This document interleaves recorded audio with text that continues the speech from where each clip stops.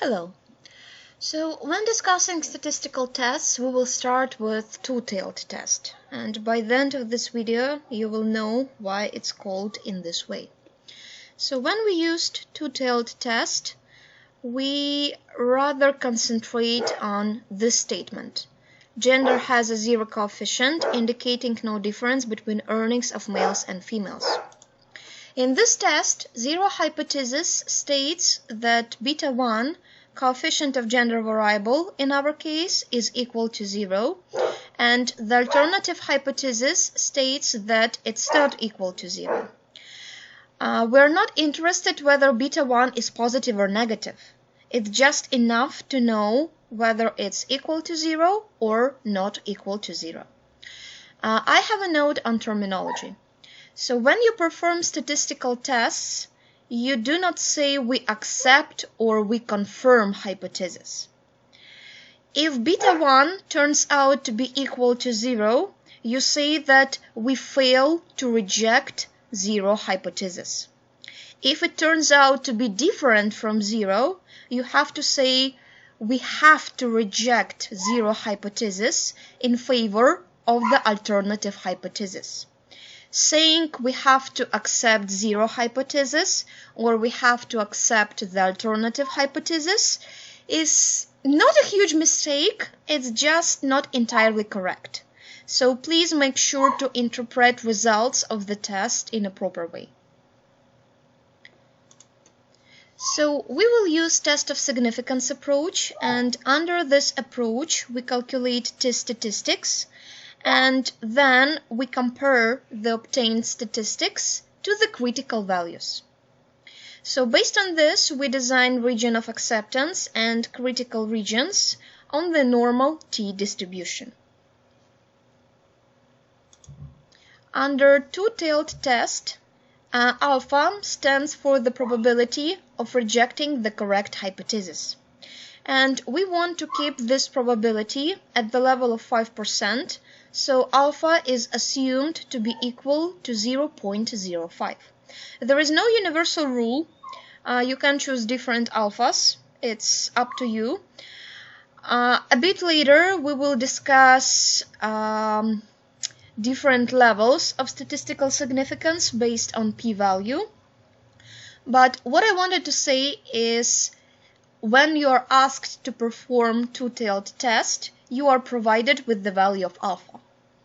Otherwise, you can just assume that it's equal to 5% following the rule of thumb.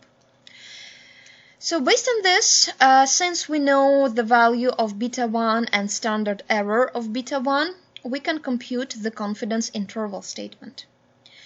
So probability that our t-statistics, in our case it's 4.93, is within those boundaries shall be equal to 1 minus alpha. Sounds pretty complicated, but luckily for you, for this purpose, you use a special table. I will show it in a second. So, as I told, t alpha over 2, negative and positive, are the values obtained from the table. And at this point, we need information about the number of observations in the model. So our regression was run based on 25 observations, and we calculate degrees of freedom according to a very simple formula. So it's just number of observations minus 2. So 25 minus 2 gives us 23. So we have 23 degrees of freedom.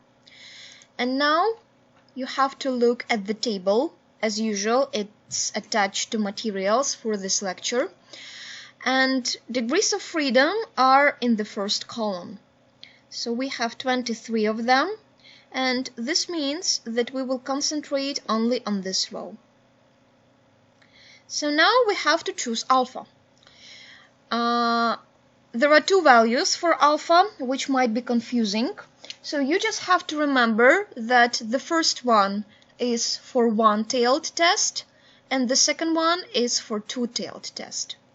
So we do two-tailed test, which means that we take only the second row, and our alpha is equal to 0.05.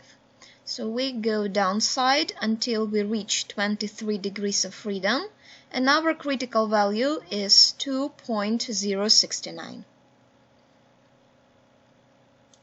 As you can see here. So since we have this critical value, our next step is to design the region of acceptance and region of rejection. Before we do this, I have a quick note on the size of the sample and statistical significance. So when you look at this table, you will see that for any alpha, when number of degrees of freedom increases, the critical value actually decreases. Basically, it means that if you have more observations, it becomes easier to reject zero hypothesis in favor for the alternative hypothesis, which is good for you because this is what you typically want to check during your research.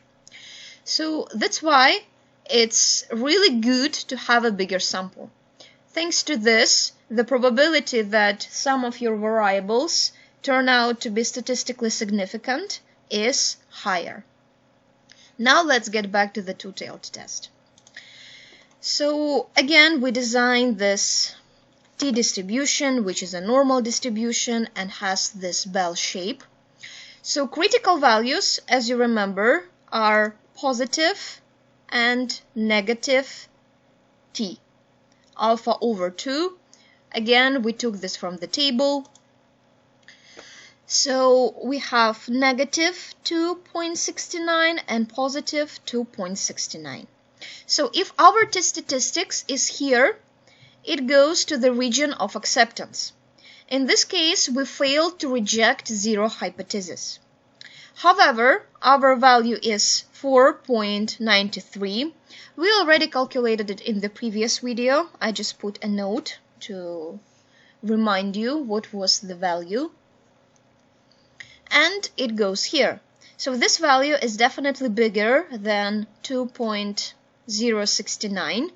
And this value goes to the region of rejection. So based on this, it's easy to see that we have to reject zero hypothesis in favor for the alternative hypothesis. In other words, beta 1 is not equal to 0. It's not equal to 0. Okay, yeah. But nevertheless, you got the idea. So just to summarize, we reject zero hypothesis, which states that beta 1 is equal to 0, in favor for the alternative hypothesis, which states that beta 1 is not equal to 0. And we do this due to the fact that our t-statistics calculated based on the regression output is here. It's in the region of rejection. Okay, so please let me know if you have any questions. I will put another video with more examples on how you use two-tailed test. And thank you for your attention.